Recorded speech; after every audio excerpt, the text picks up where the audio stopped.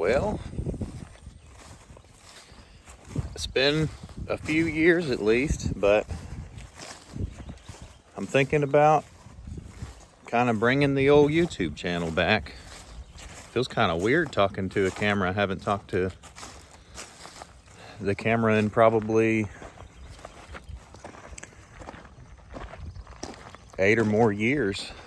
I guess back in 2014 was probably the last time I uploaded back on the Mighty Mike 206 channel. Went to the Marines, got the t-shirt, did all that. Went overseas, and then joined the workforce. Fast forward 2026, thinking about bringing the YouTube channel back. This is some property that I bought. Kind of got this whole clear cut, pretty much the taller tree line over there. It's kind of the border. I really like this property because in Texas, at least in this part of Texas, you can't really see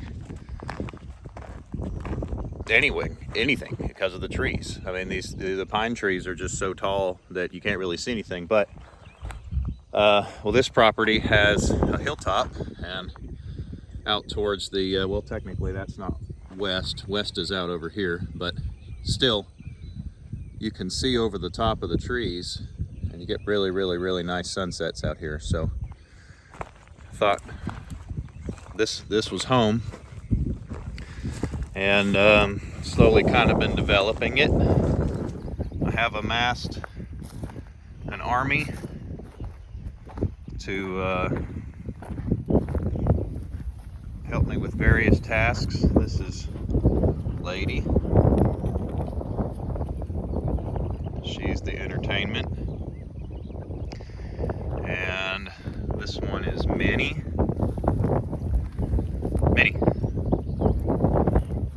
She is a self-proclaimed guard dog, and this is Hopper. He's our actual protection. Well, actually, he's their protection. He's still figuring it out. He's about 9 weeks old now. Great Pyrenees. He's going to be a giant. I mean, I don't know how much he weighs actually. I've got a vet appointment for him tomorrow, so we'll see tomorrow. But he's going to be huge. So this piece, the clear cut here, is 18 acres. And then we purchased an additional 24 acres back here. Haven't really done much with that. There was a wildfire that came through here, and it decimated that forest back there, and a lot of that is dead. But this in front of it here was part of the clear cut. You can kind of actually see a contrast right here. So this is what it was, and this is what it is now. Pretty much did that section with my tractor and a bush hog, and also just by picking up all the sticks and burning them. I bet we've had 8 or 9 solid bonfires inside that little stretch right there. That's probably 4 acres or so. Now, I'm not 100% sure what we're going to do with this property. I really would like to farm, so been working on little projects out here, trying to get the property set up to where we could use it for something. Here comes my army. Just coming to make sure everything's squared away. So we've been building these fences. We started out with field fence, barbless on top. I don't have any need for barbed wire. I really don't think I'll have a cow or cattle of any kind in here. So my goal really was just that I wanted the dogs in and the coyotes out. And we started with field fence. But but I have learned a lot already. One thing is, my neighbor over here, he came by one day while I was building this stretch, and he looked at these H posts and he told me that they were insufficient and they were going to fall over in 3 days. He said they would last 3 days. That was in September. It is May, so still standing. These are cedars. These are eastern red cedars. They're pretty large. I would say probably 7-inch, 8-inch posts. They're in concrete, double wrapped braces here. So I don't know. They seem to be holding up. They haven't gone anywhere. I actually put this motion light up here because I had coyotes coming underneath the gates and attacking my dogs. So I thought maybe that would help. And actually it does seem to work because they haven't been in since. But anyways, we started with field fence. We've got quite a bit of field fence out here. And then we started thinking, well, if we wanted to put goats out here, then we would need something different, because they could probably get stuck in the field fence. So we're gonna switch here moving forward, which we still have about 14 acres of this left to be fenced. And then of course, if we do anything with the back 24 there, we've got a lot left to do. But we're switching to goat fence, and I stretched this row yesterday. It's not tied off yet. The top is, because I was kind of getting it lined up, but when I stretched that fence, I got it pretty tight. I was impressed with how tight we were able to get it. These two tall posts here are both either in a stump or a root. You can notice my top wire. The top wire was good and tight before I stretched the goat fence. So something happened where I'm thinking, I don't know, I'm thinking maybe I pulled my H post a little bit and it created some slack. But I mean, for that to be true, it would have had to pull all of the slack out of this. I don't know, one way or another, something happened and my top wire is loose, so I'm gonna try and figure that out today too. I'd like to re-stretch it. Feels kind of strange recording on a phone. Got an old camera that I would have used, but I'm not really sure where it's at.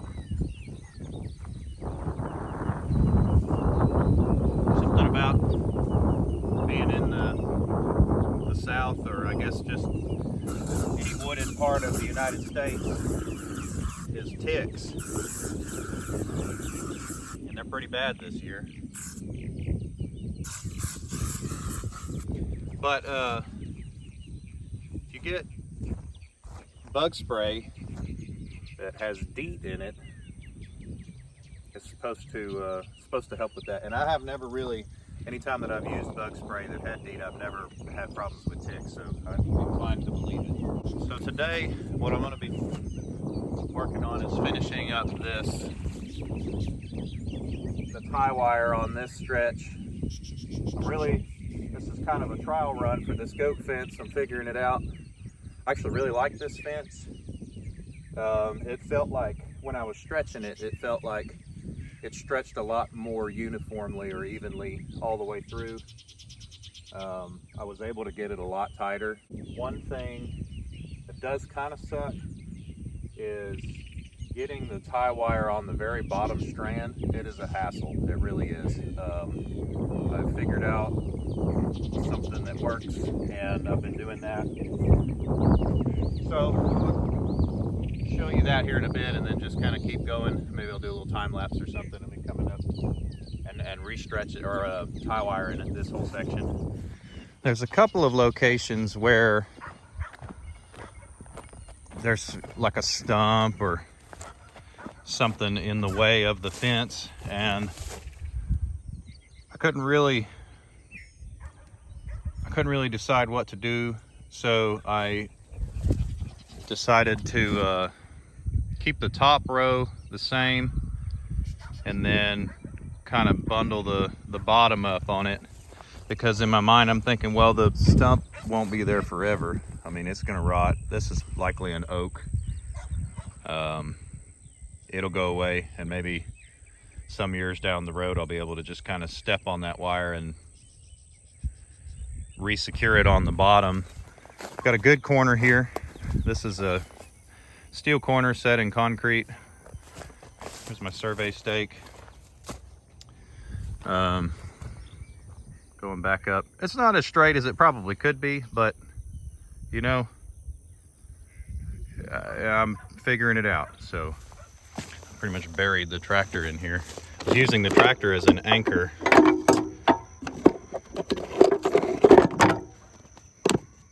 When we stretched the fence.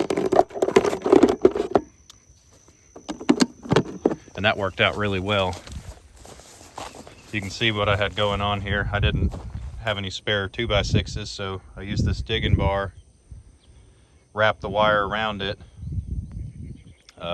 attached that to a chain, and attached the chain to a come-along, and attached the come-along to the tractor, and pulled the wire, and then cut one strand off at a time and wrapped it around my post here, and then used my fencing pliers to get a decent wrap on each one, and it worked really well. I ended up maintaining tension throughout the whole thing. It is tight too. I mean, it's pretty tight.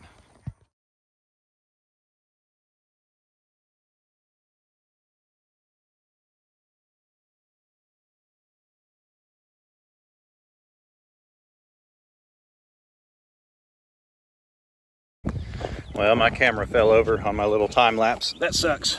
I only got a few seconds of it, but I'm working with two different sets of pliers, and I can't really decide which one seems to be working better for me. The fencing pliers themselves, when I'm stretching fence, they're the king. They are just really super useful. But for the tie wire, I'm kind of leaning more towards these smaller lineman's pliers. And this is specifically talking about this goat fence, because if I'm doing the top strand, then the fencing pliers are better. But for reaching in between all these squares and maneuvering that wire around, these pliers have been more useful, especially on the bottom, which is kind of probably tough to see, but there's no shot that I could swirl those fencing pliers around in any way to reach and grab that. But I can pass these pliers through, grab and push it back up underneath, come back around, grab and pull it back through. So most of my tie wire activities are done with these. They seem to be a little handier. It's looking pretty good. The areas where I've got some risen up stumps or whatever, like I was talking about earlier, I'm trying something different this time. I pushed it further down, kept the top kind of level, because the stump's not going to be there forever. This is a pine that may not even be there this time next year, but I think I can fix that once the stumps are gone easier. And if I didn't do that and I just made it to where it was flush there and then, you know, just taller on top, then I would have gaping holes. Every time I had the hump, I would have holes on either side, which I would then have to go back and fill. Like right here, that's a good example. This is pretty folded over because this is really tall. Top straight all the way down, and it's just kind of bunched up right there. So but it's closed. I mean, it's secured. So a coyote, unless he dug, a coyote's not gonna be able to go underneath right there. There are still a couple of holes. Here's one right here where I might have to put some rocks or a scoop of dirt or something with the tractor. That's a pretty easy access point. But for the most part, I'm pretty satisfied with how this is looking. Let's go down here a little bit more and show you.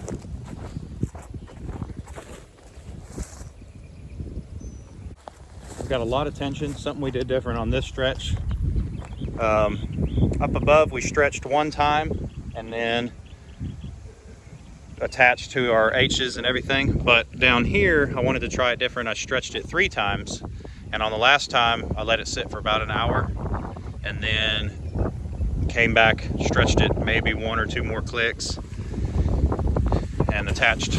Actually, I ended up attaching to my boss posts and my H post first, and then came down and attached to the steel corner, and that worked pretty good. I've got pretty serious tension. I mean, this, it's probably hard to tell, but I've got some pretty serious tension on this, and I like this a lot better.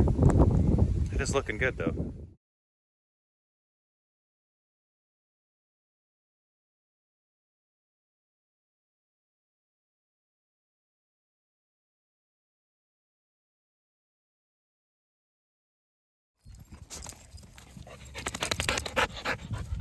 Mini.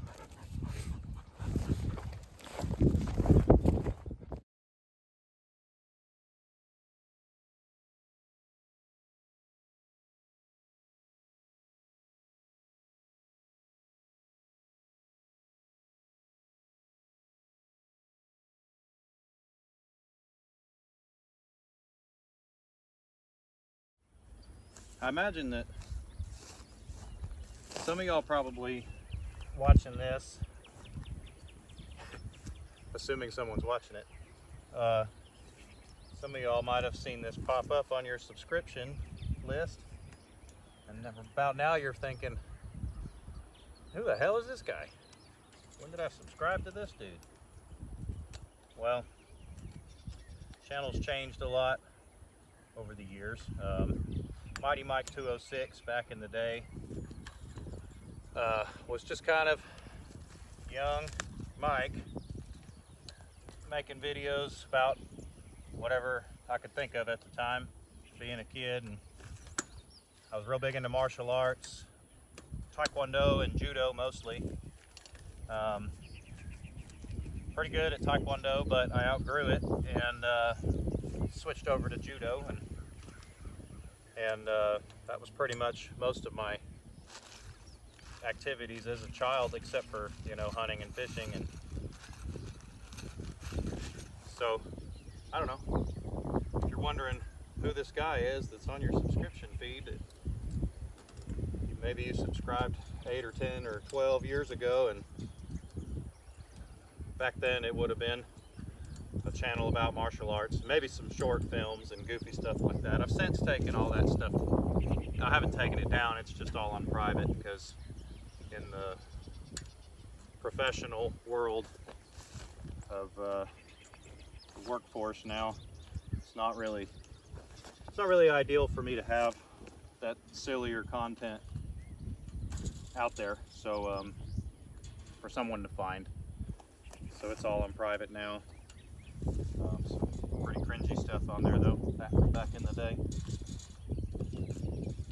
But I don't know. If you're watching this and you find this content interesting, or I don't know, not interesting, let me know down in the comments, and we'll see. Maybe I'll keep filming these tasks and just the different projects and things that I've got going on out here.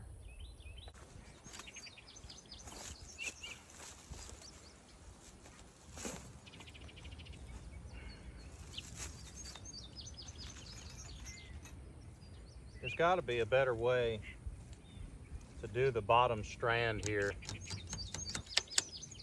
I've watched lots of videos of people doing this and tried to see how they were doing it, and I haven't really found any other way. It seems like there should be some kind of method here that would work better, but I don't know.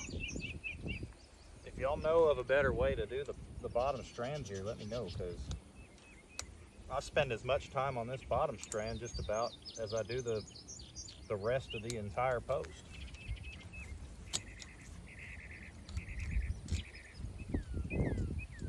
I don't know, maybe it just sucks. If you guys like this content, this kind of content, it wouldn't be an entire channel of me building fences, but I don't know, just the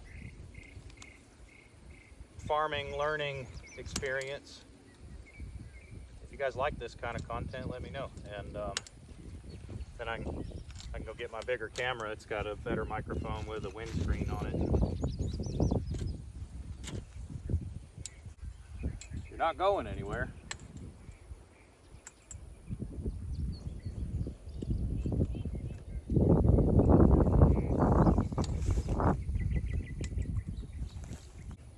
There may be a couple of spots in this fence where it's got little kicked out parts, but I don't know, functionality wise, I don't think that's going to affect it. It may not be the prettiest in those spots, but it's tight, I'll tell you that.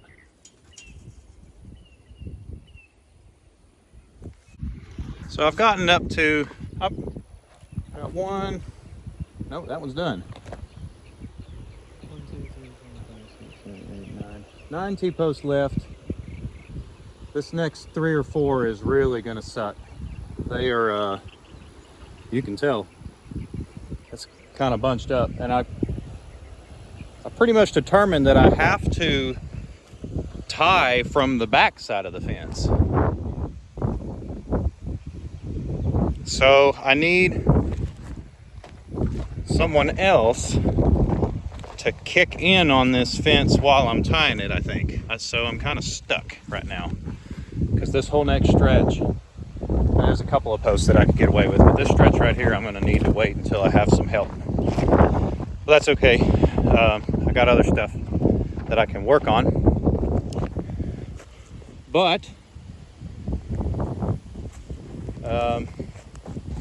pretty pleased with how it's turning out. I mean, that's a pretty good looking fence. So one other little chore that I need to do that I haven't got around to doing is resetting my hog trap, because I've got, just block this wind. I don't know if that's going to work. I've got a lot of hogs down here, and borrowed a trap, so I'm out pretty much $0 on that. Out of 60 or so resident hogs that live down here, I've caught one. I donated him, and been running this trap ever since. And I think there was probably a lot of witnesses in that event, because they're pretty weary of the trap now. This is kind of the state of the 24 acres back here. This is not going to be a pasture anytime soon. So I don't know. Maybe if I get motivated enough, I could fence off the perimeter of this and turn the goats loose in here. Check out all these blackberry. Well, I guess they're not black yet, but I mean, tons of blackberries in here. So this is back 3/4 of the way through the 24. I just spooked something running off in there. I made this little lane. I got a little pop-up blind here. Successfully harvested a deer last season here. I know how the comments go. You're gonna see my corn feeder down here, and that's not hunting. I agree, it's not. It's harvesting. A big percentage of the meat that I consume each year is venison. I actually prefer venison over a lot of stuff. So if the law states that I can use a corn feeder to lure the deer in, and that makes it easier on me to harvest one to put in my freezer to eat, I'm gonna do it, you know? So I've got this old all seasons feeder, and this protein feeder, which is empty because pretty much all I've been feeding with that thing is raccoons. So I haven't refilled it, but something's been coming for the corn. And then This is the hog trap I borrowed. Something has, the raccoons typically set this off.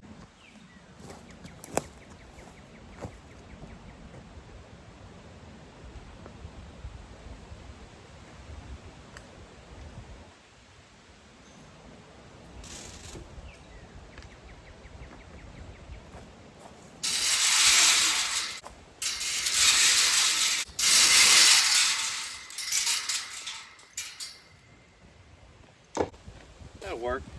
Raccoons are probably just going to eat this anyways, but this is what I did before that worked.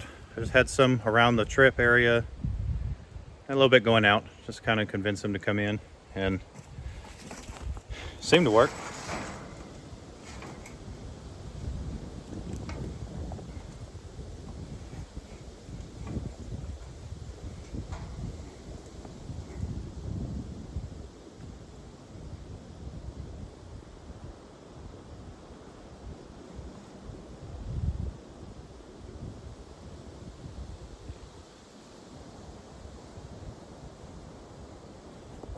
Now it'd probably be a couple days before they'll go near there, because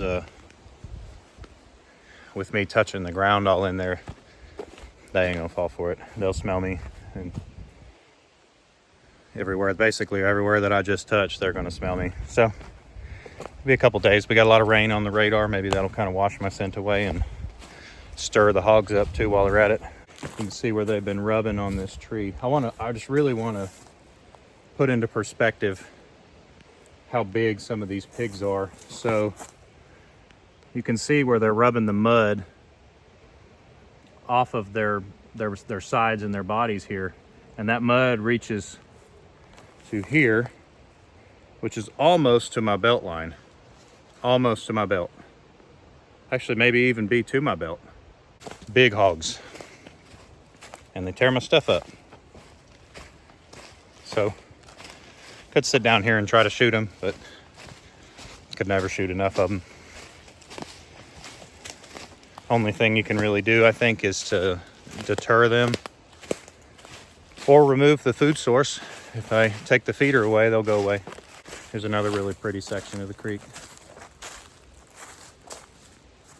It's not super deep, but you can actually kind of lay down and swim in here. Water's cold. Reasonably clear, actually, for Texas water, East Texas anyways. Out in the hill country, maybe it's clear, but it's usually muddy here. So yeah, this is what we call the maple grove. These are sugar maples. A lot of what you see here, there's some other stuff mixed in here too, but a lot of sugar maples. It's pretty considerable elevation change from where we were at earlier in this video and where we're at now. It's actually cooler down here too. Whenever you walk down here and get off into the maple grove, it drops 6 or 7 degrees or so. Pretty neat little spot. This is another road I'm working on. I'd like to be able to drive all the way to that spot, that swimming hole. I guess theoretically I could just about get there now. So that's pretty much it. That's an update. It's been many years since I talked to any of you guys. Let me know what you think. Would you like this kind of content? Just the various little projects and the hunting and fencing and farming and finding Lady every time she runs away. I don't know. Let me know what you guys think in the comments. I mean, if this is super boring, then it's super boring, so I could switch it up. I'm pretty much finished for today. I've got some other stuff I got to do that isn't really worth recording, so y'all stay tuned. I'll try to film some more stuff here in the near future, and we'll just see how this goes. Good to see all of y'all again. Need to come up with a different channel name. It's not Mighty Mike 206 anymore.